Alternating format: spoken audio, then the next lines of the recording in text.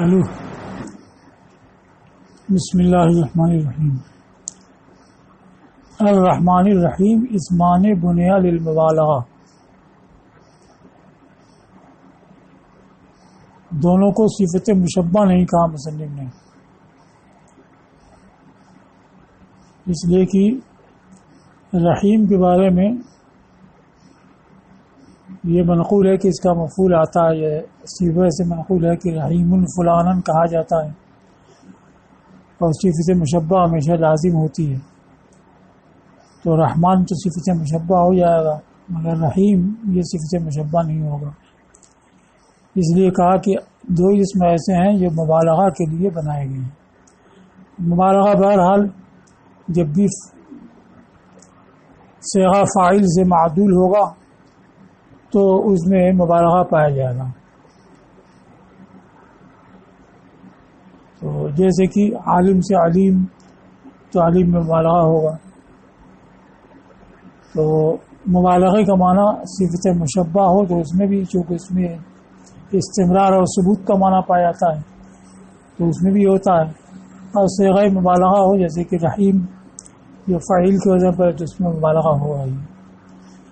اس لیے کہا کہ یہ دو اسم ہیں جو مبالغہ کے لیے بنائے گئے ہیں. رحیمہ سے، رحیمہ بکسر عین،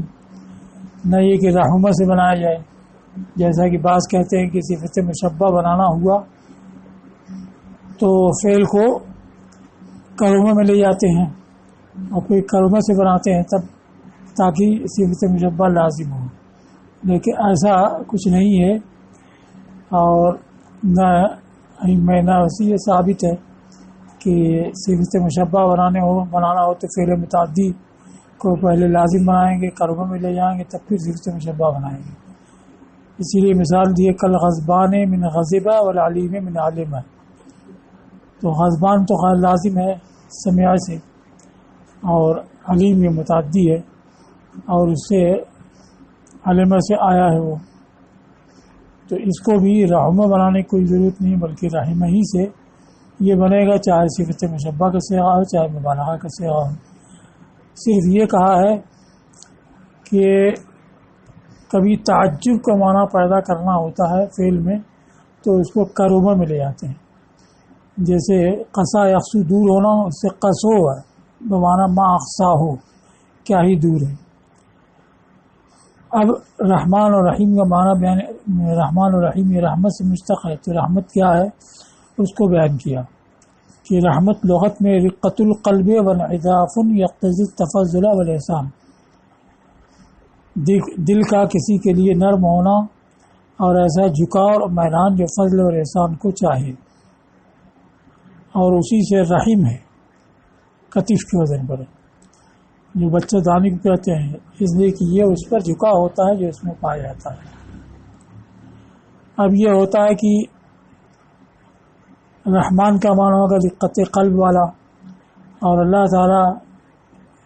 قلب اور اس کی کیفیات سے منزہ ہے، تو یہ معنی تو اس کے حق میں ہو نہیں سکتا ہے. تو اس کو بیان کیا کہ کچھ ایسے اسما ہیں جو جن کا معنی جو بندوں کے حق میں لیا جاتا ہے واجب تعالیٰ کے حق میں درست نہیں ہو سکتا ہے. تو اس طرح کے جو اسما ہیں ان کے کچھ مبادی ہوتے ہیں اور کچھ آثار ہوتے ہیں، تو مبادی والا معنی اس پر صحیح نہیں آ سکتا ہے، جیسے یہاں رقت قلب دل کا نرم ہونا اور جھکاؤ میلان، یہ معنی اس کے حق میں درست نہیں ہو سکتا ہے. لیکن رقت قلب اور انعطاف جو مبدا ہے اس کا ایک منتہا ہوتا ہے فضل و احسان، اور فضل و احسان کا معنی اس کے حق میں صحیح ہے، تو غایت والا معنی اس کے حق میں لیا جائے گا. کیا رحمان ہے یعنی انتہائی فضل و احسان والا ہے، کہ رحمت اچھا، اور اللہ تعالیٰ کے اسما غایات کے اعتبار سے لیے جاتے ہیں، تمام اسما نہیں، جیسے قدیر ہے، سمیع ہے، علیم ہے، تو یہ اسما تو اس کے حق میں صحیح ہے. مطلب یہ ہے کہ ایسے اسما جن کا لغوی معنی جو بندوں کے لیے ہے وہ اس کے حق میں درست نہیں ہو سکتا ہے، تو اب ان کو دیکھا جائے گا کہ ان کے آثار اور ان کی انتہا کیا ہے، تو انتہا کے لحاظ سے معنی لیا جاتا ہے.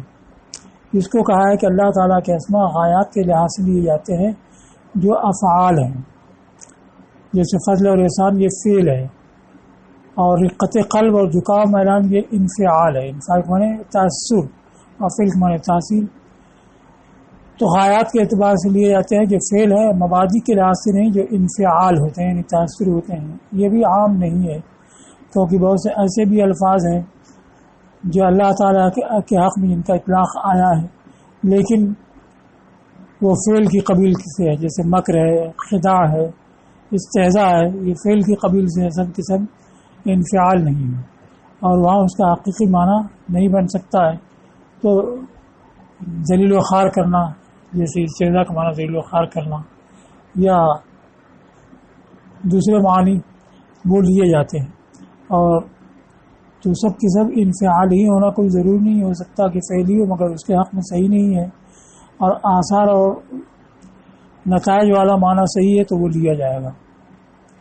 یہ مصنف نے کہا، ویسی کشاف میں بھی ہے۔ اس پر اعتراض کیا گیا کہ رحم اللہ اور رحمان اور رحیم یہ اللہ تعالیٰ کے اسماء میں سے ہے، اور رحم کرنا اس کی صفات میں سے ہے، اور شریعت میں کثیر الاستعمال ہے، قرآن میں، حدیث میں، سب میں آیا ہے۔ تو اب اس کا اصلی معنی جو بندوں کے حق میں ہے وہ اس کے حق میں صحیح نہیں ہو سکتا ہے، تو کوئی ضرورت اس کی نہیں ہے کہ اس میں مجاز کا ارتکاب کیا جائے، یعنی یہ کہا جائے کہ اصل میں تو رقت قلب اس کا معنی ہے، پھر اس کا منتہا ہوتا ہے فضل احسان، تو فضل احسان والا معنی نہیں لیا جائے بطور مجاز مرسل کے کہ سبب بول کر کے مسبب مراد دیا جائے، یا بطور تمثیل کے کی تشبیہ دی گئی رحمان کو ایسے بادشاہ سے جو کہ کسی کو دیکھا اور اس پر دل اس کا نرم ہو جائے، پھر اس کے ساتھ فضل و احسان کر دے۔ اس کی کوئی حاجت نہیں ہے کہ مجاز کا ارتکاب کیا جائے، بلکہ یہ کہنا کافی ہے کہ رحمت کا اطلاق جو شریعت میں آیا باری تعالیٰ کے لیے، تو اس کا وہ معنی جو بندوں کے حق میں ہوتا ہے وہ اس کے حق میں نہیں ہے، اب اس کی حقیقت جو اس کی شان کے لائق ہے وہ اس کے لیے ثابت ہے۔ اس طرح کے اور بھی اسماء ہیں، وہاں یہ مجاز نہیں کہتے ہیں، جیسے سمیع اور بصیر ہے، تو ظاہر کے سب میں بصر کا بندوں کے لیے جو معنی ہے وہ اس کے حق میں نہیں بن سکتا ہے۔ حیات ہے، قدرت ہے، اس کا جو معنی بندوں کے لیے ہے وہ نہیں اس کے لیے، وہاں مجاز نہیں کہتے ہیں۔ تو ایسی یہاں بھی مجاز نہیں کہنا چاہیے، بلکہ یہ کہ رحمت ایک معنی ہے جو باری تعالیٰ کے لیے ثابت ہے، اور اس کی حقیقت وہ جانتا ہے، جیسے کہ ہم اس کی ذات کو نہیں جانتے، ویسی بہت سی صفات کی حقیقت کو بھی نہیں جانتے۔ تو اب یہ مجاز مرسل یا تشبیہ یا استعارہ ماننے کی کوئی ضرورت نہیں۔ اب اس کے بعد یہ بیان کیا کہ رحمان اور رحیم فعلان اور فاعل کے وزن پر ہیں، اور رحمان یہ زیادہ مبالغہ رکھتا ہے، اس لیے کہ رحمان میں 5 حرف ہیں اور رحیم میں 4 حرف ہیں، تو وزن کی ذاتی معنی کی ذاتی کو بتاتی ہے۔ یہ قاعدہ ابن جنی نے کہا ہے، لیکن یہ اکثری ہے، کلی نہیں ہے۔ اس پر اعتراض کیا گیا کہ حاضر اس میں فاعل ہے، اس سے حضر صفت مشبہ ہے،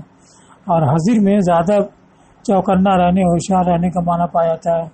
اور حاضر میں تو بس یہ ہے کہ ڈرنے والا، ہوشیار رہنے والا۔ تو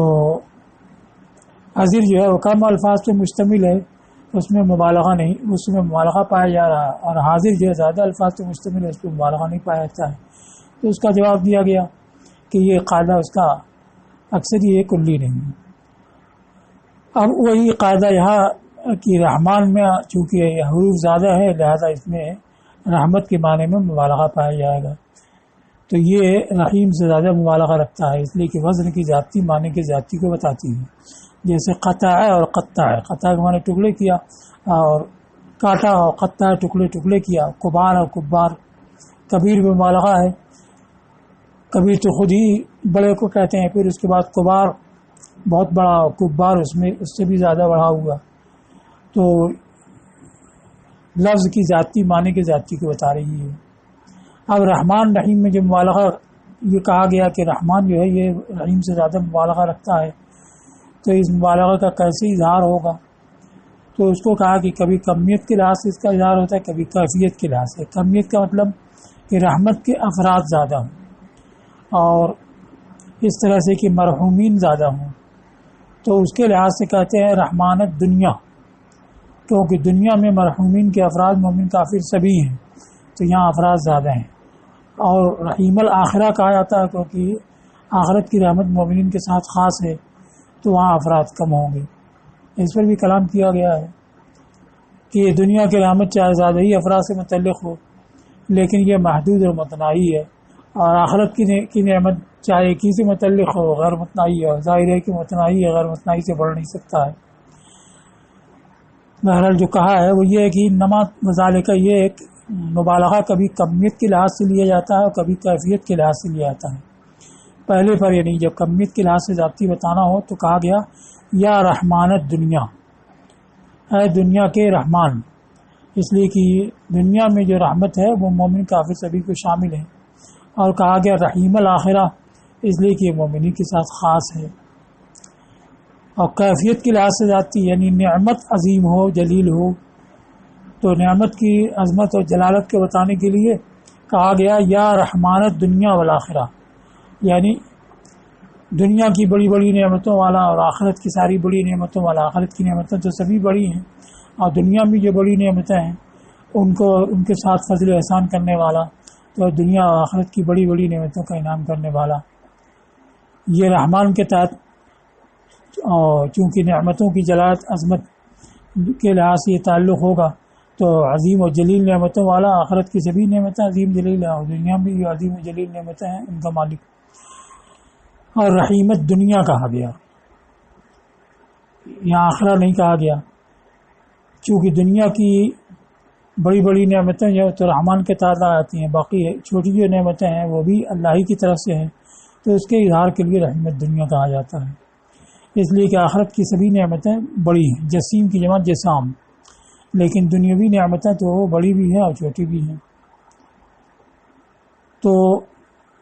رحیمت دنیا کہا گیا یعنی دنیا کی چھوٹی نعمتوں والا ہے، تاکہ یہ وہم نہ ہو کہ یہ چھوٹی نعمتوں کو دینے والا وہ نہیں ہے بلکہ دوسرا کوئی ہے. اب یہاں یہ ہے کہ جب رحیم جو ہے یہ کم معنی رکھتا ہے، مبالغہ اس میں کم ہے، تو پہلے اس کا ذکر ہوتا، پھر رحمان جس میں زیادہ معنی پایا تھا اس کا ذکر ہوتا کہ ترقی جو ہے ادنا سے اعلیٰ کی طرف ہوتی ہے. جیسے حاضر کلام ہو صحیح فصیح بلیغ کہا جائے تو پہلے صحیح کہا گیا، پھر فصیح، پھر بلیغ. اور یہاں پر رحمان پہلے آ گیا، رحیم بعد میں آ رہا ہے. تو اس کو کہا ہے کہ یہ ایسی جگہ ہوتا ہے جہاں کی بعد والا یہ پہلے والے پر مشتمل ہوتا ہے. تو اگر بعد والے کو پہلے ذکر کر دیں، جیسے بلیغ پہلے کر دیں، تو پھر فصیح اور صحیح فصیح کہنے کی کوئی ضرورت نہیں رہ جائے گی، لغو ہو جائے گا. لیکن یہاں پر ایسا نہیں ہے، بلکہ رحمان کا الگ معنی اور رحیم کا الگ معنی. جیسا کہ بیان کیا کہ کمیت کے لحاظ سے ذاتی بتانے کے لیے رحمان الدنیا کہتے ہیں، کیفیت کے لحاظ سے ذاتی بتانے کے لیے رحیم الآخرہ کہتے ہیں، اور دوسری لحاظ سے بیان کیا. تو کیونکہ دونوں اطلاق میں چاہے کمیت کے لحاظ سے ذاتی بتائیں یا کیفیت کے لحاظ سے ذاتی بتائیں، رحمان الدنیا ضرور کہا جاتا ہے، اور دنیا کی نعمت مقدم ہے. تو دنیا کی نعمت پہ جو دراز کرنے والا ہے یعنی لفظ رحمان وہ مقدم ہوا. ایک دوسرے یہ ہے کہ لفظ رحمان اللہ کے ساتھ خاص ہو گیا کہ رحیم کا اطلاق تو غیر پر بھی ہوتا ہے اور اس کا اطلاق کسی اور پر نہیں ہوتا ہے. تو یہ رحمان سے وصف کرنا یہ صرف باری تعالیٰ کے حق میں صحیح ہے. تو یہ علم کی طرح ہو گیا. اس وجہ سے بسم اللہ میں جو اس میں جلالت ہے اس سے متصل اس کو رکھا گیا، اور رحیم یہ صفت بننے کی صلاحیت رکھتا ہے، اس لیے اس کو مؤخر کیا گیا. اس کو کہا ہے کہ رحمان کو مقدم کیا گیا، اور قیاس چاہتا ہے کہ ترقی ادنا سے اعلیٰ کی طرف ہو. مقدم کیوں کیا گیا؟ لتقدم رحمت الدنیا، کہ رحمان جو ہے رحمت دنیا پہ دلالت کرتا ہے، کمن بھی ہے کیفن بھی، اور دنیا کی رحمت مقدم ہے تو ذکر اس لفظ کو جو رحمت دنیا پہ دلالت کرنے والا ہے اس کا ذکر بھی مقدم ہوا تاکہ یہ وضع تبع کے مطابق ہو. ایک دوسری وجہ وَلِأَنَّهُ صَارَ كَالْعَلَمِ، اس لیے کہ لفظ رحمان باری تعالیٰ کے عالم کی طرح ہو گیا، اس طرح سے کہ دوسرے کو اس سے موصوف نہیں کیا جاتا، نہیں اس کو دوسرے کو رحمان نہیں کہا جاتا. دوسرے کو رحمان کیوں نہیں کہا جاتا اس کی دلیل دی ہے. لأن معنی ہو، اس لیے کہ رحمان کا معنی ہے وہ منعم حقیقی جو رحمت کی انتہا کو پہنچا ہوا ہو. تو دو باتیں ہیں، ایک تو منعم حقیقی، دوسرے انتہائی رحمت کو پہنچا ہوا۔ انتہائی رحمت کو پہنچنے کا مطلب یہ ہے کہ جس کا احسان اور فضل بغیر کسی عوض اور بغیر کسی غرض کے ہو، اور یہ بات واجب تعالیٰ کے حق میں صحیح ہے، کیونکہ بندہ جو کچھ کرتا ہے، کسی کے ساتھ بھلائی احسان کرتا ہے، تو یا تو آخرت کا بڑا ثواب چاہتا ہے، ایک خرچ کر کے 10 چاہتا ہے یا 700 گنا یا اس سے بھی زیادہ، یا دنیا کے ساتھ تعریف و ستائش چاہتا ہے، یا یہ ہے کہ کم از کم اپنے ہم جنس کو دیکھ کر کے اس کے دل میں رقت پیدا ہوتی ہے تو اس رقت قلب کو دور کرنا چاہتا ہے، جیسے کسی خستہ حال کو دیکھا اور اس کے اوپر رقت قلب ہوئی تو اس کے ساتھ فضل و احسان کر دیا، یا یہ ہے کہ مال کی محبت کو دل سے دور کرنا چاہتا ہے کہ اس کی محبت جو ہے صرف اصل محبوب سے رہے اور مال کی محبت اس کے دل میں نہ سمائے۔ اسی لیے بعض اولیاء سے منقول ہے کہ ان سے پوچھا گیا کہ زکوٰۃ کتنی دینی ہے، تو کہا تمہارے حساب سے کہ میرے حساب سے، تو فرمایا لوگوں نے کہا کہ دونوں حساب سے بتائیے۔ انہوں نے کہا کہ تمہارے حساب سے یہ ہے کہ 200 درہم میں سے 5 درہم دیا جائے، اب میرے حساب سے یہ ہے کہ 200 درہم میں سے 205 دیا جائے۔ کہا اس لیے کہ مال رکھا کیوں؟ تو مال کی محبت دل سے نکالنے کے لیے صرف کر دیا، تو یہ کوئی نہ کوئی عوض، کوئی نہ کوئی غرض یہ رکھتا ہے بندہ، اور باری تعالیٰ جو فضل احسان کرتا ہے تو اس کے لیے کوئی عوض و غرض نہیں۔ اس کو کہا لأن من عدا ہو فہو مستعیذ، استعاذ طلب العوض، اسی سے مستعیذ اس میں فاعل، اس لیے کہ جو بھی اس کے علامہ ہیں وہ اپنے لطف سے اور انعام سے کوئی عوض چاہتے ہیں۔ اب وہ عوض کی بھی تفصیل کر دی ہے کہ وہ بڑا ثواب چاہتا ہے آخرت کا، یا عمدہ ستائش چاہتا ہے دنیا کی، اور مزیح رقت الجنسیت، راک زیر ہوگا ازاح یزیح ازالہ کے معنی میں، یا جنسیت کی رقت کو دور کرنے والا ہے، یا قلب سے مال کی محبت کو دور کرنے والا ہے۔ تو یہ معنی کہ بغیر اس کی رحمت بغیر عوض و غرض کے، یہ اس کی تفصیل ہو گئی۔ اب یہ کہ منعم حقیقی ہے اس کا بیان ہے کہ بندہ جو کچھ کرتا ہے تو محض واسطہ کی حیثیت رکھتا ہے، اس لیے کہ بندے کی تخلیق بھی اللہ ہی نے کی ہے، اور یہ دوسرے کے ساتھ بھلائی کرتا ہے تو بھلائی کرنے کا داعیہ اور جذبہ بھی اسی نے پیدا کیا، پھر دوسرے کو ساتھ کوئی فضل و احسان کر دیا تو اس کے اندر یہ قدرت ہونی چاہیے کہ اس سے فائدہ اٹھا سکے، جیسے مال کسی کو دے دیے تو اس میں یہ قدرت ہونی چاہیے کہ وہ مال سے فائدہ اٹھا سکے۔ تو یہ ساری چیزیں تو اللہ کی تخلیق سے ہیں، بندہ ہے کیا؟ محض ذریعہ اور واسطہ ہے، تو یہ حقیقی منعم نہیں ہوا بلکہ نعمت کا ایک واسطہ اور ذریعہ ہوا، اور حقیقی منعم باری تعالیٰ ہے کہ اس نے بندے کو بھی پیدا کیا، نعمت بھی پیدا کیا، اس کے اندر نے احسان کرنے کا جذبہ اور داعیہ بھی پیدا کیا، اور منعم کے ساتھ کے اندر قوت اور قدرت بھی پیدا کی کہ وہ نعمت سے فائدہ اٹھا سکے، انتفاع کر سکے۔ تو اس کو بیان کیا منعم حقیقی ہونے کو، ثم انہ کالواسطۃ فی ذلک، پھر بندہ جو ہے یہ اس بارے میں نعمت کے معاملے میں گویا کی واسطہ ہے، لأن ذات النعم وجودها والقدرت الاخرہ من خلقہ یہ خبر آ رہی، اس لیے کہ نعمت کی ذات اور نعمت کا وجود یہ سب اللہ کی تخلیق سے ہے۔ تو ایک بندہ جو دوسرے کو نعمت دے رہا ہے یا فضل و احسان کر رہا ہے تو یہ اس کی پیدا کی ہوئی نہیں ہے بلکہ اللہ کی ہے۔ ذات النعم و وجودہ دونوں کہا ہے، اس لیے کہ یہ جعل بسیط کے قائل ہیں وہ یہ کہتے ہیں کہ فاعل کا اثر خود ماہیت اور حقیقت ہے، تو فاعل کے اثر سے خود نعمت وجود میں آتی ہے، اور جو جعل مرکب کے قائل ہیں وہ کہتے ہیں کہ ماہیت کا وجود سے اتصاف یہ جعل کا اثر ہوتا ہے۔ تو مصنف نے یہاں دونوں کو جمع کر دیا کہ نعمت کی ذات بھی یعنی ماہیت اور حقیقت بھی، اور نعمت کا وجود سے متصف ہونا بھی، یہ سب اللہ کی تخلیق سے ہے۔ جو لوگ کہتے ہیں کہ اثر فاعل محض ماہیت ہے، وہ کہتے ہیں کہ وجود تو ایک امر انتزاعی ہے، کہ اب جیسے قلم خارج میں آ گیا تو اس کا موجود ہونا یہ ذہن اس کے انتزاع کرتا ہے، یہ کوئی امر خارجی نہیں ہے، خارج میں محض ذات اور ماہیت ہوتی ہے اور وجود کا اس سے انتزاع کیا جاتا ہے۔ دونوں قول پر نعمت کی ذات ہو یا نعمت کا وجود سے اتصاف ہو، یہ سب اللہ کی تخلیق سے ہے۔ پھر نعمت کے پہنچانے کی قدرت، یہ اللہ کی تخلیق سے، اور اس کے اوپر برانگیختہ کرنے والا داعیہ اور جذبہ یہ بھی اللہ کی تخلیق سے۔ یہ تو اس کا تعلق منعم سے ہوا، منعم علیہ جس کے اوپر احسان کیا گیا، تو اس کے لحاظ سے کہا کہ اس سے فائدہ اٹھانے پر قابو پانا، تو یہ بھی اللہ کی تخلیق سے ہے کہ اگر کسی کے ساتھ احسان کیا لیکن اس سے فائدہ اٹھانے کی قوت ہی نہیں تو اس کے حق میں بیکار ہے۔ والقوى التي يحصل بها الانتفاع، اور وہ قوتیں جن سے کہ انتفاع حاصل ہوتا ہے، تو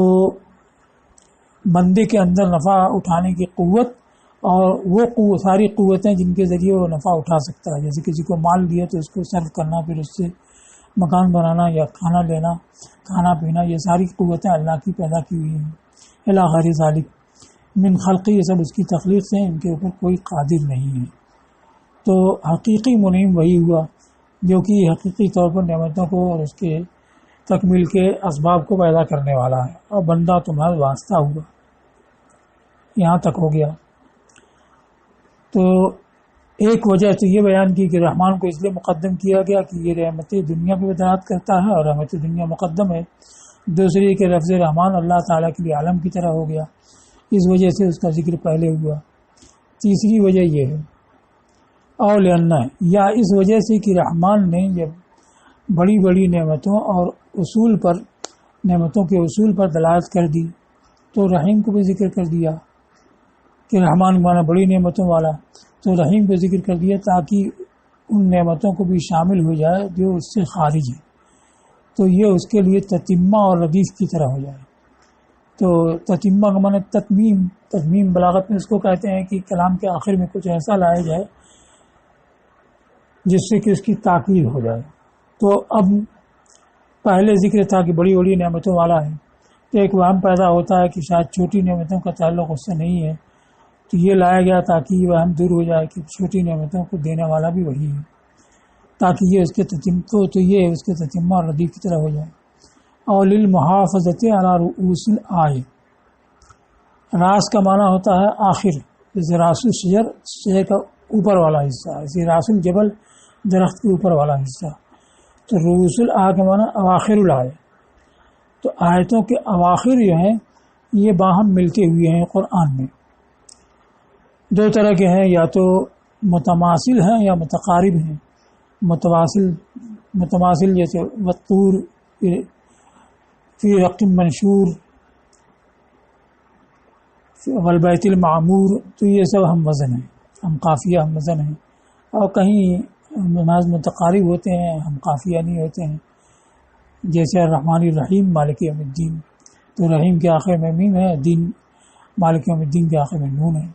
لیکن یہ دونوں قریب قریب ہیں تو یہ متقارب ہوتے ہیں، تو انہی کو فاصلہ کہتے ہیں کہ ایک آیت ختم ہوتی ہے پھر دوسرا یہ شروع ہوتی ہے، تو آخر جو ہوتا ہے وہ فصل کرنے والا ہوتا ہے۔ تو اگر بسم اللہ الرحمن الرحیم الحمدللہ رب العالمین، چونکہ مصنف نے بسم اللہ سورہ فاتحہ کا جز ہے، تو رحیم اور عالمین اس میں دو فاصلہ کی رعایت ہوئی، دونوں میں قرب ہوا، دونوں کا فاصلہ متقاربہ ہے، لیکن اگر بجائے عالمین کے رحمان ہو، بجائے رحیم کے رحمان ہو، تو عالمین سے اس کی مناسبت نہیں رہ جائے گی۔ لیکن عبدالقاہر جرجانی نے کہا ہے کہ فاصلے کی رعایت یا نثر میں سجا کی رعایت یا نظم قافیہ کی رعایت یہ سب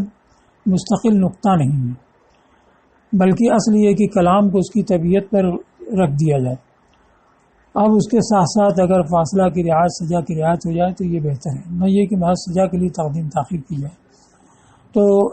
محافظت علی رؤوس الآیہ یا فاصلہ کی رعایت یا آخر آیتوں کے آخر کی رعایت یہ مستقل نقطہ نہیں ہے، بلکہ دوسرے نقطے کے ساتھ مل کر کے ہی پایا جائے گا، نہ یہ کہ صرف اس کے لیے کوئی تقدیم یا تاخیر ہو۔ اب رہا یہ ایک سوال یہ کہ رحمان جو ہے یہ منصرف ہے کہ غیر منصرف ہے،